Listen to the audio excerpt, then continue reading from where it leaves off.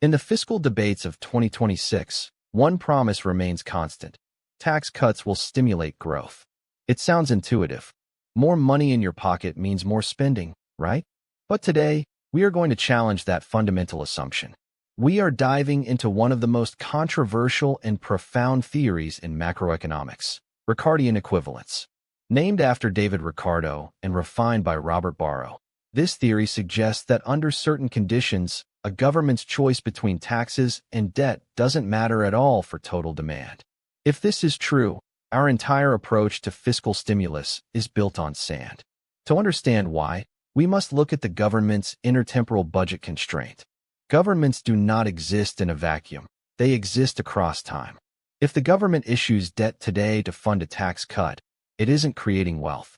It is merely shifting the timing of taxation. Imagine a rational household. You receive a $1,000 tax rebate today. However, you also see the government deficit ballooning. You realize that to pay back the principal and interest on that debt, the government will inevitably have to raise taxes in the future, perhaps for you, or perhaps for your children. If you are a rational actor, you don't spend that $1,000. You save it. You invest it in a way that will cover the future tax liability. This is the offsetting mechanism. Private savings rise to exactly match the government deficit.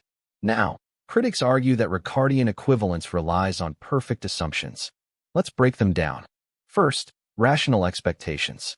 Households must be forward-looking and understand the government's budget. Second, perfect capital markets. You can borrow and lend at the same rate as the government. Third, infinite horizons. You care about your heirs' future taxes as much as your own. In the real world, these aren't always true.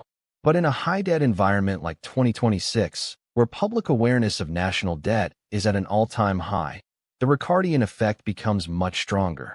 People are no longer fooled by short-term windfalls. They see the debt clock ticking, and it changes their behavior. We have analyzed decades of fiscal shifts. When debt-to-GDP ratios are low, tax cuts often work. But as debt climbs, the multiplier effect shrinks. Why? Because the debt trap becomes visible. When households anticipate future tax hikes to service the interest on current debt, their consumption remains flat. We see this in stagnant growth figures despite massive fiscal injections. The needle isn't moving because the private sector is bracing for the inevitable correction. So, is Ricardian equivalence a total reality? Perhaps not in its purest form, but its logic is undeniable. As we navigate the complex economic waters of this decade, we must stop viewing tax cuts as free lunches.